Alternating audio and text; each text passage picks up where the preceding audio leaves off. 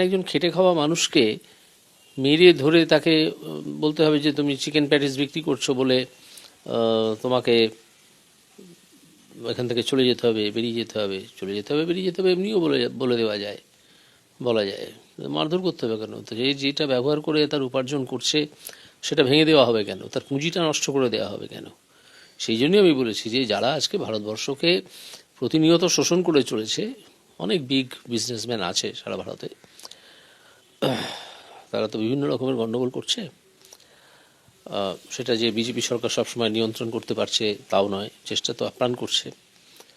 তো তাদেরকে গিয়ে মারুক না পারলে, তাহলে ওর হাত পা ভেঙে ফেলে রেখে দেবে, ওকে একটা কথাও বলতে দেবে না যারা এগুলো করেছে। আর একজন মেহনতি মানুষকে মারা হচ্ছে, তার উপার্জনের উপকরণটা ধ্বংস করে দেওয়া হচ্ছে, এটা পশ্চিমবঙ্গের কোনো মানুষই মেনে নেবে না।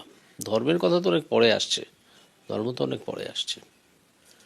ধরুন যারা গ্রেপ্তার হলেন তারা যখন জামিন পেলেন তাকে আপনার দলের তরফ থেকেই সম্বর্ধনা জানানো হচ্ছে। হ্যাঁ, এটা আমি শুনেছি, কিন্তু সম্বর্ধনা যারা জানিয়েছেন তাদের সঙ্গে আমার তারপরে আর কথা হয়নি। যদি কথা হয় আমি তাদের সঙ্গে সে বিষয়ে কথা বলবো।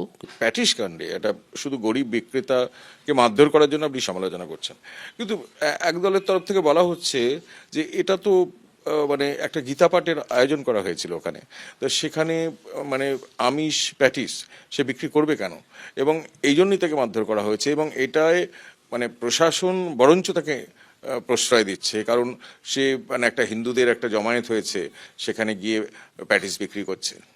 এই ধরনের প্যাটিস যারা বিক্রি করে তারা হিন্দু না মুসলিম, সেই পরিচয়ের চেয়েও বড় পরিচয় হয়ে দাঁড়ায় যে সে দরিদ্র নাকি সে একজন শিল্পপতি। ঠিক আছে, একজন শিল্পপতি ওখানে মটর গাড়ি বিক্রি করতে যায়নি।